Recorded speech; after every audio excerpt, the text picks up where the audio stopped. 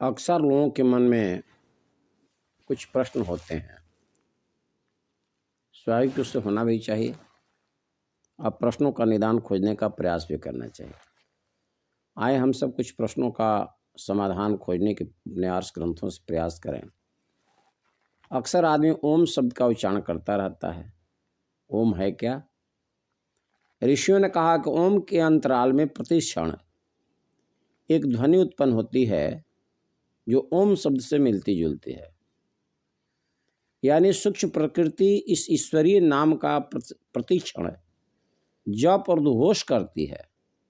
इसीलिए यह अकृत्रिम स्वयं घोषित ईश्वरीय नाम सर्वश्रेष्ठ कहा गया है। कुछ लोगों का प्रश्न होता है कि आस्तिकता का क्या अर्थ है, आस्तिक किसे कहते हैं? तो ऋषियों ने आस्तिकता का अर्थ बताया कि सतोगुणी, दैवी, ईश्वरीय, परमार्थिक भावनाओं को हृदयंगम करना आस्तिकता कहलाता है।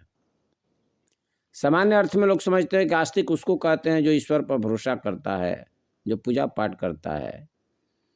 लेकिन ऋषि चेतना के माध्यम से हम सभी जाने कि जो सत्वगुणी प्रकृति का धनी होगा, दैवी चिंतन जिनका होगा, ईश्वरीय परमार्थिक भावनाओं से जो ओतप्रोत होता है, उस व्यक्ति को आस्तिक कहते हैं।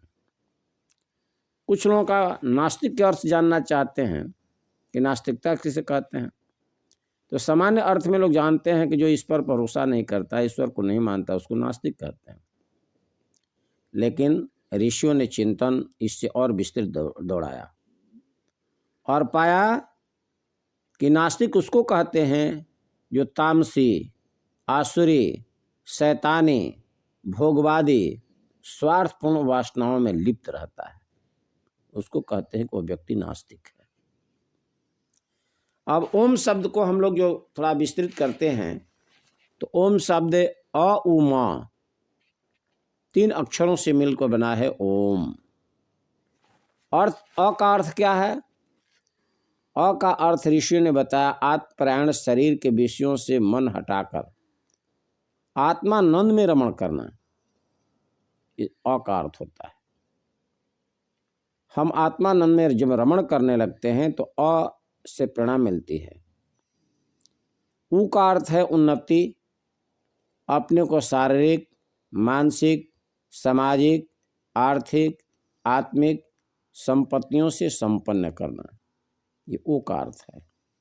अब म का अर्थ है महानता, क्षुद्रता, संकीर्णता, स्वार्थपरता, इंद्रलोलुपता को छोड़कर प्रेम, दया, उदारता, सेवा, त्याग, संयम एवं आदर्श के आधार पर जीवन यापन की व्यवस्था बनाना। इन तीनों अक्षरों में जो शिक्षा है उसे अपनाकर व्यवहारिक रूप से ओम की, ईश्वर की उपासना करनी चाहिए। जब जब ओम शब्द का उच्चारण करें, उपरोक्त अक्षरों में जो अर्थ सन्निहित हैं, जो भाव जुड़ा हुआ है, उसका यदि हम चिंतन करते रहें और ओम शब्द का उच्चारण करते रहें तो पूर्ण लाभ हमें प्राप्त होता है। इस तरह से ओम ओम ओम शब्द का हमेशा उच्चारण करते रहना चाहिए और इसके भाव को भी हृदयंगम करते रहना चाहिए। कुछ लोगों का चिंतन रहता है कि भौतिकवाद क्या है, तो ऋषियों का चिंतन है कि शरीर को प्रधानता देना और आत्मा की उपेक्षा करना, यह भौतिकवाद है। सीधी सीधी बात है। शरीर को प्रधानता देते हैं, शरीर पर ही सब कुछ समझते हैं। तो रामचरितमानस से शरीर को कहा गया कि क्षितिजल पावक गगन समीरा अपंच रचित यह अधम शरीरा। जब केवल बाहरी वातावरण देखेंगे कि क्षिति, जल, पावक, गगन और हवा से शरीर बना हुआ है, तो इसको रामचरितमानस के माध्यम से अधम कहा गया। इसी को भौतिकवाद कहते हैं।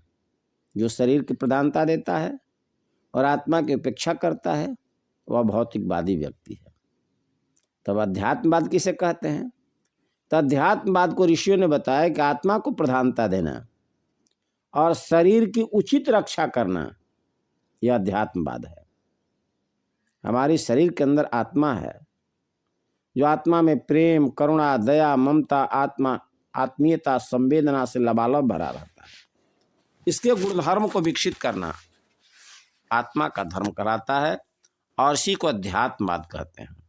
और शरीर की भी उचित रक्षा करना, यह नहीं कि शरीर भगवान दिए हैं, हमारा बहुत बड़ा साधन है जिसके माध्यम से आत्मा की रक्षा कर पाते हैं, जिसकी उपेक्षा कर दें कि शरीर रोगी हो जाए, कमजोर हो जाए, यह अध्यात्मवाद नहीं सिखाता।